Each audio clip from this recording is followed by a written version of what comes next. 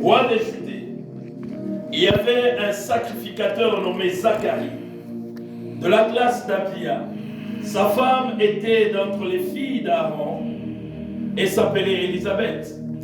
Tous deux étaient justes devant Dieu, observant d'une manière irréprochable tous les commandements et toutes les ordonnances du Seigneur. Mais ils n'avaient point d'enfant parce qu'Élisabeth était stérile et ils étaient l'un et l'autre avancés en âge. Or, pendant qu'il s'acquittait de ses fonctions devant Dieu, selon le tour de sa classe, il fut appelé par le sort, et d'après les règles du sacerdoce, à entrer dans le temple du Seigneur pour offrir le parfum. Toute la multitude du peuple était dehors en prière à l'heure du parfum. Alléluia. Alors un ange du Seigneur apparut à Zacharie et s'était debout à droite de l'autel du parfum. Et Zacharie fut troublé en le voyant. Et la frayeur s'empara de lui. Mais l'ange lui dit, ne crains point, Zacharie, car ta prière a été exaucée. Ta femme Élisabeth t'enfantera un fils et tu lui donneras le nom de Jean. Je veux prier, Père. Nous te soumettons encore ces quelques minutes, Seigneur, que nous allons partager ta parole. Merci, parce que ta parole ne consiste pas en des discours seulement, mais c'est une démonstration d'esprit et de puissance. Merci, parce que c'est ça qui sera fait encore. Dieu, nous te promettons toute la gloire, que toute la gloire te revienne. Au nom de Jésus. Amen. Amen. Nous pouvons nous rasseoir. Waouh, que Dieu soit béni. Ça fait plusieurs années que je prêchais ici. Et Dieu m'a fait grâce. Je bénis Dieu qui a fait grâce que je sois là. Et je voudrais aussi remercier le bishop. Maman, merci beaucoup d'avoir pensé à nous et de nous inviter. Et c'est des gens qui nous ont vu grandir, donc c'est pas facile de faire confiance à celui que tu as vu grandir. Et quand il vous fait confiance, vous avez une grande responsabilité. Alors, je sens ça comme une grande responsabilité. Et j'aimerais parler sous un grand thème qui est la consécration totale. Amen. Amen. Et j'aimerais que vous me suiviez. Je vais essayer de parler comme enseignant au début. Et à la fin, on va accélérer. J'aimerais que nous comprenions très bien certaines choses. En fait, la consécration, ce n'est pas un choix, mais c'est une obligation pour les enfants de Dieu. Amen. La consécration, c'est pas comme si on nous donnait si tu veux ou si tu ne veux pas. Non. D'ailleurs, comme nous allons le voir dans mon introduction, la consécration est une conséquence. Amen. Amen. Se consacrer à Dieu, se consacrer à l'œuvre de Dieu, doit être comprise comme une conséquence de quelque chose. C'est alors que la consécration sera efficace. Quand nous nous consacrons à Dieu, comme si en nous consacrant à lui, nous lui donnons quelque chose. Non, nous l'aidons, non. Mais nous devons comprendre le contexte général de la consécration. Et quand on le comprend mieux on va vivre consacré pour Dieu. Amen. Amen. Amen. Quand on ne comprend pas, ça devient comme une corvée. C'est comme si on te forçait de faire des choses. Mais quand tu comprends mieux, tu vivras naturellement la consécration parce que ça sera une conséquence. Amen. Et les conséquences de quoi? Ça, c'est dans mon introduction. J'aimerais ramasser rapidement certaines choses. Évidemment, je ne saurais pas les épuiser, mais j'aimerais juste citer quelques points qui vont nous aider à comprendre comment la consécration est une conséquence. La première chose, c'est que nous devons comprendre que devenant chrétien, c'est parce que nous avons été rachetés que nous appartenons à Christ. Amen. Amen. Amen. C'est parce qu'il y a quelqu'un qui a payé le prix. Et il a payé le prix de sa vie. Et alors, comme conséquence, tu appartiens à Dieu. Amen. Amen.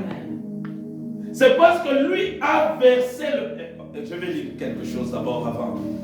Je vous lis rapidement quelques écritures qui nous parlent de comment nous appartenons à Dieu. Je lis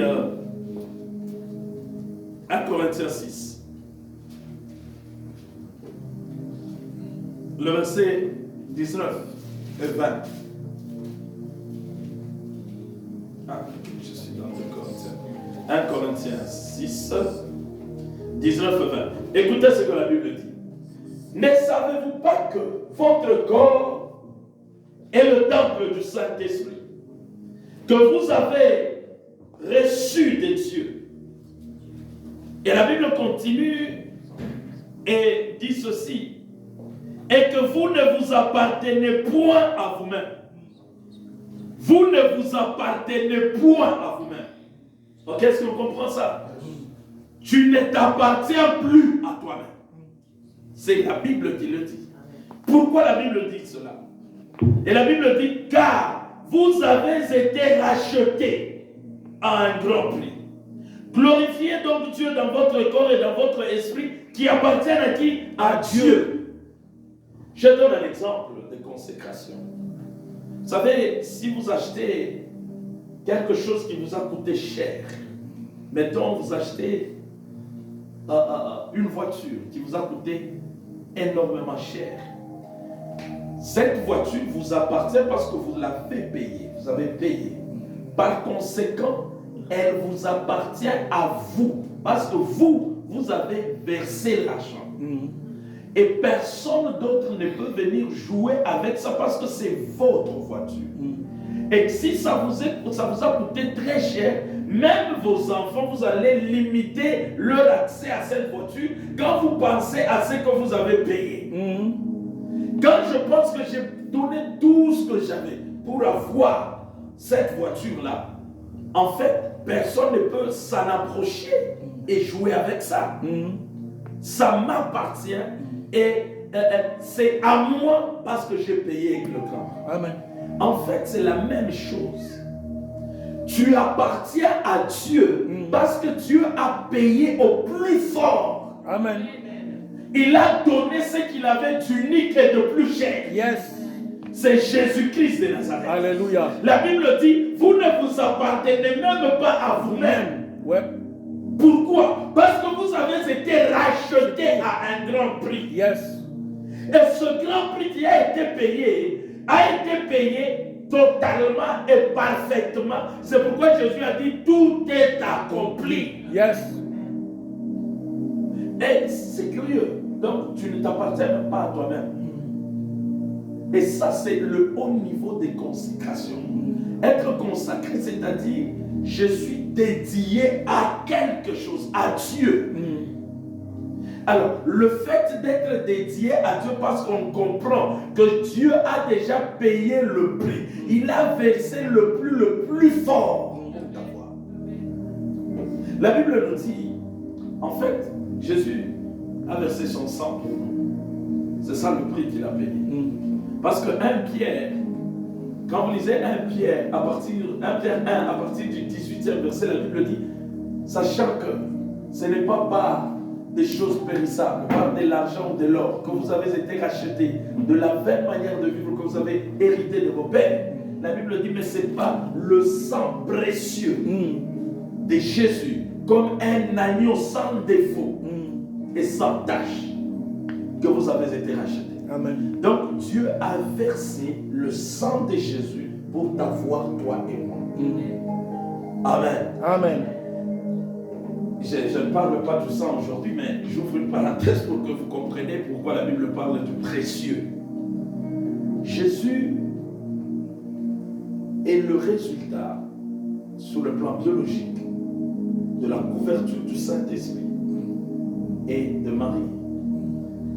Et le sang qui coule dans vos veines, c'est un sang qui est constitué ou votre ADN est constitué de l'ADN de votre père et de votre mère.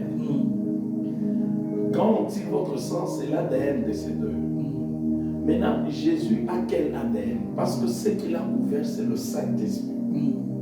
Alors, le sang qui coulait, les 5 litres, parce que chacun, nous avons en moyenne 5 litres de sang dans le corps. Le 5 litres de sang qui a coulé dans les veines de Jésus, c'est un sang qui n'a jamais existé et qui n'existera plus. Et d'ailleurs, à sa mort, il a versé non pas une partie. La Bible nous dit il a versé tout le sang parce que la Bible dit l'eau et le sang sont sortis. Et les scientifiques disent quand l'eau, on parle de l'eau qui coule, ça veut dire quand le sang s'est terminé, l'eau coule. Ça veut dire le 5 litres de sang qui est exceptionnel, qui n'a jamais existé, a coulé pour t'avoir toi. Et maintenant, une chose est rare, plutôt une chose est chère quand elle est rare. Ok? Amen. Une chose est chère quand elle est rare. Maintenant, le sang de Jésus, c'est le sang unique, ça n'a jamais existé et ça n'existera nulle part ailleurs. C'est pourquoi la Bible parle du prix précieux. Parce que ce sang est rare, il n'existera nulle part ailleurs. Et c'est ce sang-là qui a été versé pour t'avoir toi et moi. Alléluia. Et donc, quand tu te regardes, tu dois te regarder en fonction du prix qui a été payé. Parce que tu as payé totalement et parfaitement le prix le plus cher. Amen. En fait, il a payé ce que lui-même ne pouvait pas donner 2 fois. Amen. Yes. Il a payé Jésus, un fils unique. Même lui-même n'a pas la possibilité de le redonner. Pour t'avoir toi. Maintenant, comme conséquence, tu appartiens à Dieu. Cette appartenance à Dieu, c'est la base de ta consécration à lui. Amen. Parce qu'il t'a racheté. Tu es dédié à lui, c'est fini. Amen. Amen. Amen. Amen. Est-ce que nous comprenons cette première ligne? Yes. Et maintenant, non seulement il nous a rachetés, je suis en train de parler des raisons de notre consécration pour que nous comprenions que la consécration, c'est une conséquence. Parce qu'il m'a racheté, je lui appartiens, par conséquent, je suis voué à lui, je suis consacré à lui. Parce que lui, il a fait le geste le premier. Amen. Il a payé le prix. Et le sang a coulé pour t'avoir toi. Amen. Amen. Amen. Peut-être un jour, si je reviens, je parlerai du sang de manière plus précise pour que nous comprenions certaines vérités. Non seulement il a fait ça, mais quand vous lisez, non seulement il a versé son sang, mais quand vous allez dans Apocalypse, c'est répété 2 fois d'ailleurs, dans Apocalypse 1, le verset 6, ou Apocalypse 5, le verset 10, la Bible parle à peu près de la même chose. Dans Apocalypse 1, il est en train de dire, il s'adresse directement à ces gens qui parlent, il parle de lui-même, comment il a été racheté. Et quand nous avons été rachetés, la Bible dit ceci. J'aime bien ces écritures-là.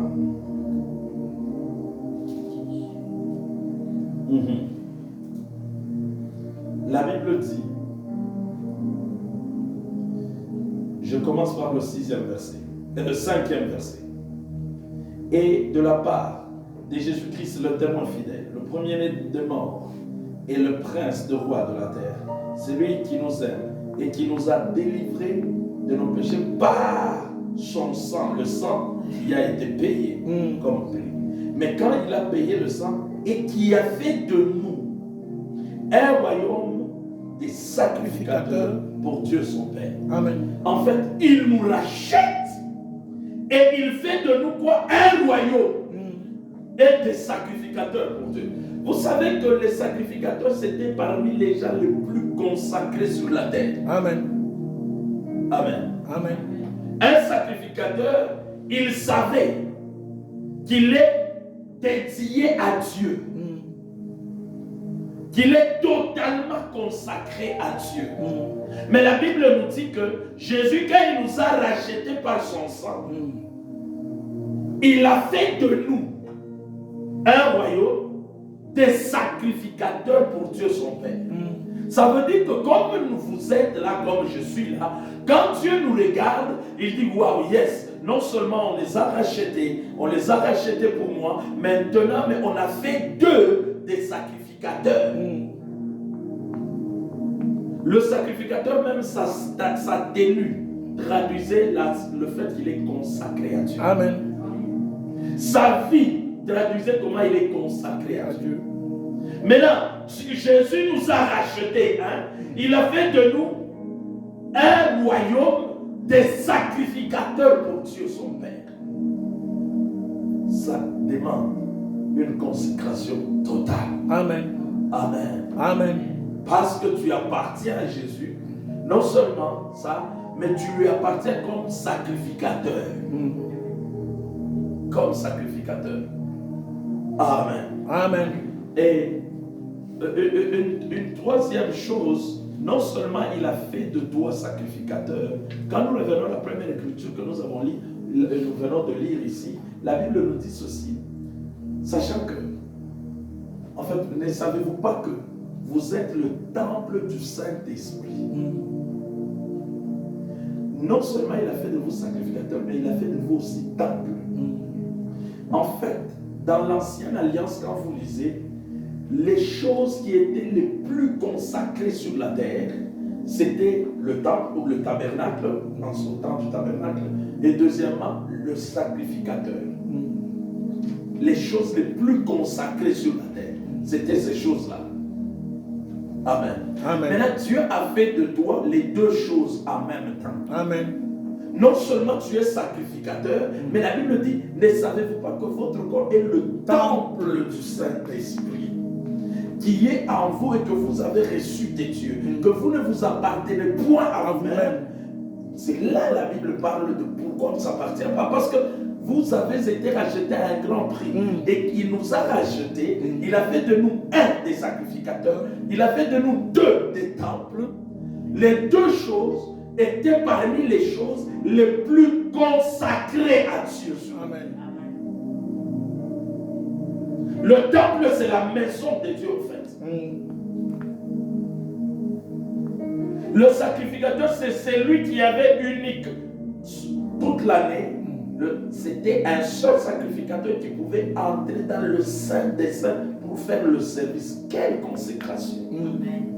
Mais nous sommes les deux. À la fois. Alléluia. Nous sommes les deux à la fois.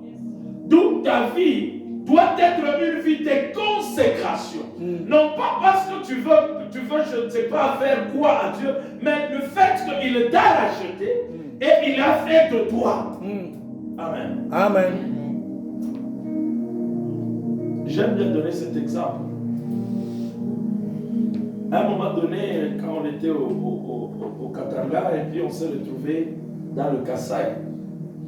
Kasaï, c'est une province de la République démocratique du Congo. Et dans le Kasaï, je suis resté là 1 an et demi, je pense. Et pendant ce temps, le temps était tellement dur que je suis allé faire le diamant. Dans le diamant, qu'est-ce qu'on faisait? Vous creusez un trou. D'ailleurs, le premier trou que nous avons creusé, c'était 26 mètres de profondeur. Pour arriver au sable que nous appelions en ce temps Mouchanga, le gravier qui contient le diamant.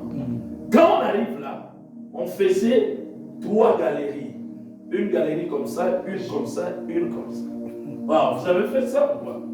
Ah, mais ça c'est bon. C'est bon ça. Quand vous faites les Majimala, les 3, vous êtes là-dedans là. Maintenant, quand vous faites la galerie, vous enlevez tout le sable contenant le diamant, vous le mettez ici et puis vous le remontez au-dessus. Et puis on va aller tamiser. Maintenant, un papa était là, et ce papa-là ça c'est une histoire qu'on m'a racontée, moi je n'avais pas vécu ça. Le papa là avait un enfant seulement. Mais il avait déjà perdu sa femme, il était veuf. Il avait un enfant. Il allait avec lui dans les mines de diamants parce que c'est l'activité qui donnait un peu plus. C'était rentable. Alors, arrivé là, il a creusé, ils ont fait tout, ils ont fait des galeries. Mais à un moment donné, lui-même, il faisait la galerie, il est entré un peu plus profond. Mais il arrive là, quand vous arrivez dans la galerie, il y a une grosse pierre. Vous pouvez vous arrêter là ou bien vous pouvez grignoter un peu à côté de la pierre. Lui a grignoté un peu à côté de la pierre, mais en grignotant, il voit quelque chose qui scintille là, qui brille. Il s'est dit non, ça peut être le diamant. Alors il appelle son fils, descend. Parce que moi je suis un peu plus gros, je ne saurais pas me faufiler, arriver à mettre ma main sur le truc là, ce qui scintille. L'enfant entre. L'enfant arrive là, l'enfant il entre dans la galerie. Je ne sais pas c'est combien de mètres, mais nous on faisait de 2 à 3 mètres de galerie comme ça. Donc vous pouvez entrer là dans la galerie, mais il faisait extrêmement chaud. C'est terrible ces activités-là. Alors, quand l'enfant arrive là au bout, il prend la petite pierre, il dit ah mais papa c'est un diamant. Il jette. Parce que vous jetez sur la plateforme, là où il y a, il jette, et le papa, il prend la pierre, et il remonte, mais l'enfant est resté quelques minutes après éboulement. L'enfant est enterré. Maintenant, cette pierre-là, quand il sort, il part à la cité avec ça. Moi, j'avais fait ça, c'est à Bakwachimouna. C'est une contrée là, qu'on appelle Bakwachimouna. Il sort avec le petit diamant. Ce diamant-là a une autre valeur aux yeux de ses papas. Quand on faisait le diamant, selon ce qu'on nous apprenait, bon, je vois qu'il y a des experts. Papa Willy est derrière là, il est un expert dans ça. Mais qu'est-ce qu'on nous apprenait? On nous disait qu'il y avait quelque chose qu'il faut regarder pour que la pierre soit précieuse. Il y a les coins, il faut que ça soit bien avec des coins bien comme taillés. Et puis il y a les fissures. Si ça a des fissures, ça n'aura pas de bon prix. Et s'il y a aussi des pics dedans, je suis right là. J'ai retenu bien les notions de ce temps-là. Et finalement, il y a la couleur aussi qui joue sur le prix. Maintenant, le diamant là, parce que le papa a perdu son fils unique, pour l'avoir, frère, même si ça n'a pas une belle couleur, même si ça n'a pas de coin qui convient, aux yeux des autres, ça peut avoir une faible valeur. Mais aux yeux de ce papa, ça a une valeur au-delà de toutes les valeurs que vous pouvez donner. Parce que lui, quand il regarde, il dit j'ai perdu mon fils pour l'avoir. Même si tu négliges ça, mais lui, il regarde. Il dit c'est un diamant de valeur à mes yeux parce que mon fils est parti pour l'avoir. Écoute, tu peux avoir des défauts. On peut ne pas te considérer dans la société. Mais quand Dieu te regarde, il voit le prix qu'il a payé. C'est son fils unique qui est mort à cause juste pour qu'il t'aille toi. Même si les autres te regardent au travers de tes défauts, mais Dieu te regarde au travers du prix qu'il a payé. Amen. C'est pourquoi tu dois être consacré à lui. Parce qu'il a payé ce qu'il avait de plus cher. Amen. Même si tu as échoué à l'école, même si on t'a chassé au travail, on t'a dit que tu es incompétent, cela ne diminue pas ton prix devant Dieu, parce que le prix qui a été payé, c'est la vie de Jésus. Alléluia. Et Dieu te regarde au travers de ce prix-là. Amen. Et ça, c'est la grande raison de notre consécration. Amen. C'est la grande raison de pourquoi nous nous consacrons à Dieu. Et mon texte de base, pour que je n'abuse pas du temps, En fait, la consécration à plusieurs niveaux, mais je retiens principalement 2 grands niveaux que nous voyons dans l'histoire que nous venons de lire. La Bible dit, il y avait Élisabeth et son mari Zacharie. La Bible me dit ceci, ils étaient avancés à l'âge. Mais la Bible précise que, en fait, ils n'avaient pas d'enfants, mais ils étaient pieux. La Bible dit, ils observaient d'une manière irréprochable les commandements de Dieu et les ordonnances du Seigneur. Et non seulement ça, bon, parlons d'abord de ça. La consécration pendant ce temps, c'est aussi ces mesures par notre capacité à observer la parole de Dieu et à la pratiquer. Amen. Amen. Amen. Dans la vie pratique, la consécration n'est pas une théorie. La consécration, c'est la capacité que tu as à aligner ta vie sur la parole de Dieu. Amen. Amen. Amen. On peut dire qu'Élisabeth et Zacharie étaient consacrés parce que la Bible dit ils s'observaient de manière irréprochable les commandements et les ordonnances de Dieu. Amen. Oui, c'est une notion, mais ça doit être une pratique.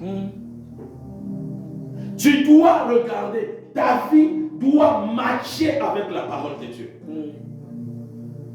Ce que la Bible dit, je le fais. Je peux être en colère, mais ce n'est pas ma colère qui détermine ce que je veux faire, mais c'est la parole de Dieu qui détermine ce que je veux faire. Alléluia. Je peux être frustré par rapport à quelque chose, mais ça ne sera pas la frustration qui l'emporte sur moi, mais ça sera la parole de Dieu. Alléluia. Qui déterminera mon attitude. Amen.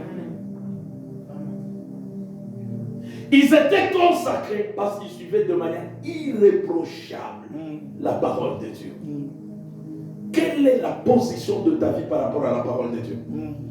Quand tu me donnes la position de ta vie par rapport à la parole de Dieu, je te dirai le niveau de ta consécration. Amen. Amen. Ce que la Bible te dit de faire, est-ce que tu le fais? Ce qu'on te prêche, on t'enseigne, est-ce que tu le fais? Amen. Amen. C'est ça, c'est consacré à Dieu. Et deuxièmement, ils étaient consacrés parce que la Bible me dit ceci. En fait, il était entré dans le sacerdoce selon l'ordre, selon son tour.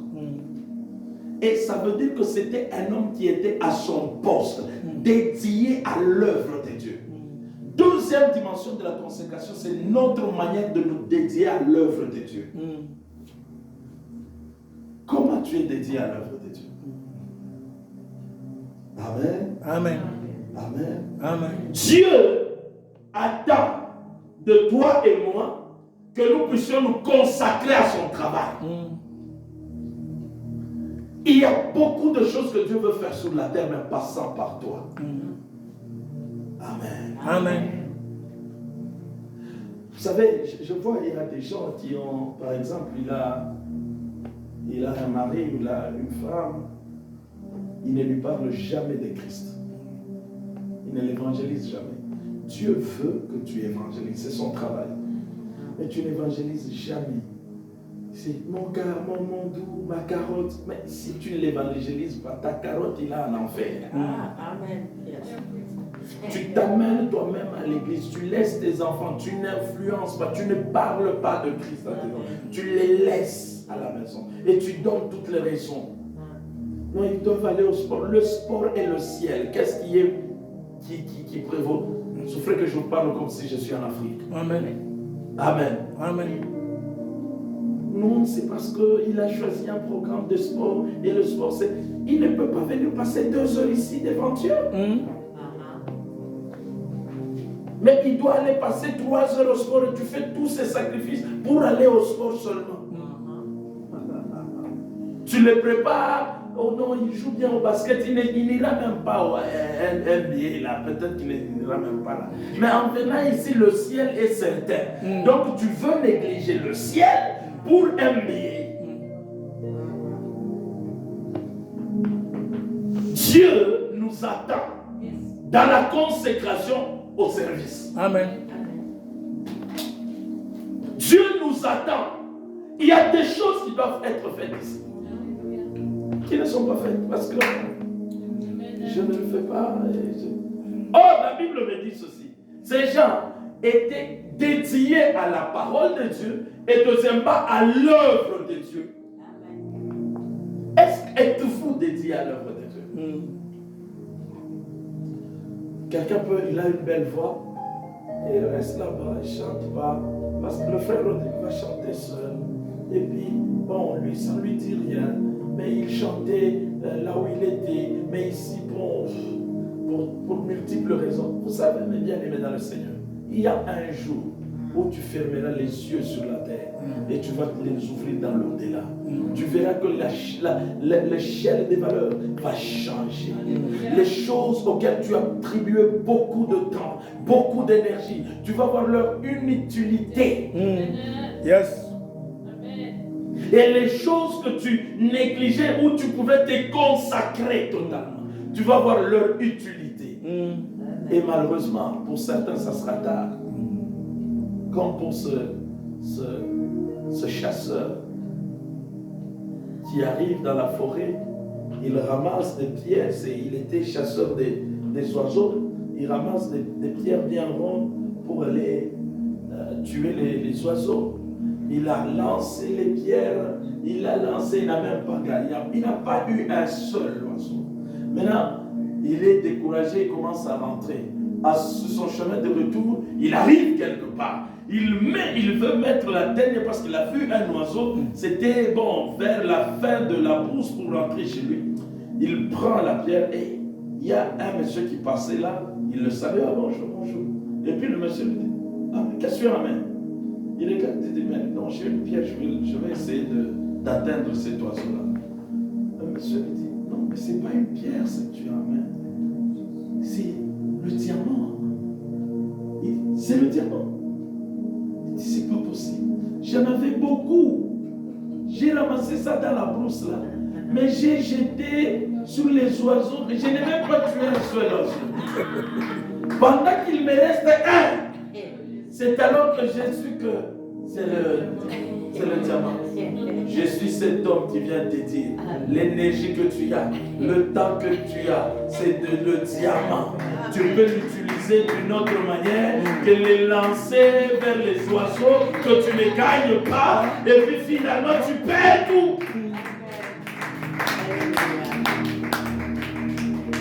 Et il y a des gens, même pour donner la dîme, c'est compliqué. Mais pour aller au McDo, c'est facile. C'est des diamants que tu jettes dans le vide. Amen. Amen. Pour payer la salle de l'église ici, c'est compliqué. Mais pour payer aller au hockey, c'est plus facile. Et puis vous y allez même, on vous gagne. Mais bien aimé dans le Seigneur, c'est très sérieux l'affaire de Dieu. Et quand vous vous consacrez, je veux finir par là parce que je n'aime jamais abuser du temps, il va être 17 heures. Alors, vous savez, quand vous vous consacrez à Dieu, il y a le résultat. Il y a le résultat, d'abord le ciel. Non seulement le ciel, même sur la terre ici, il y a des résultats. Amen. J'ai vu dans la Bible, dans Luc 7, quelqu'un qui a construit la synagogue. Et les Juifs vont voir Jésus. Parce qu'il avait une situation compliquée qui nécessitait une solution. Les Juifs vont voir Jésus, ils vont lui dire, mais cet homme mérite que tu lui fasses du bien. Parce que c'est lui qui a construit notre temple. En fait, la consécration à l'œuvre te rend, en fait, tu deviens quelqu'un qui mérite que Dieu te fasse du bien. Amen. Vous voyez comme il fait là, il joue, il est en fait au ciel. Ce travail-là, ça parle d'évangile. Alléluia.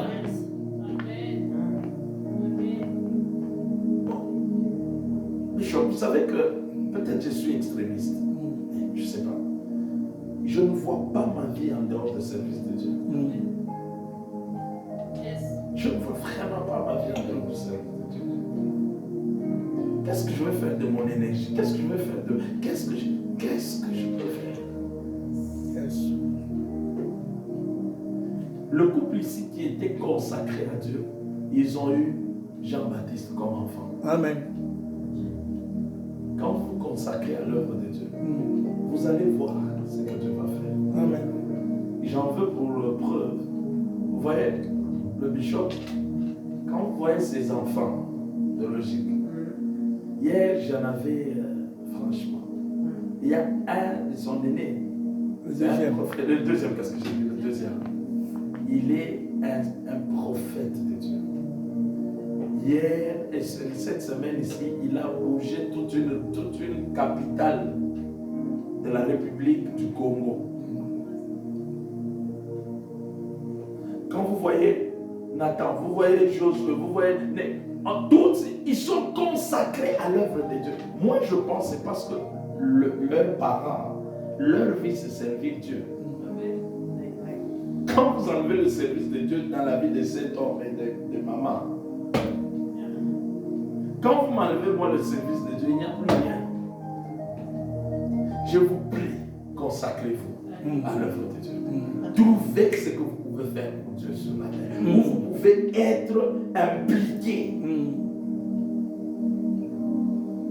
Amen. Amen. Je finis là parce que je ne veux pas abuser du temps. Que le Seigneur vous bénisse à votre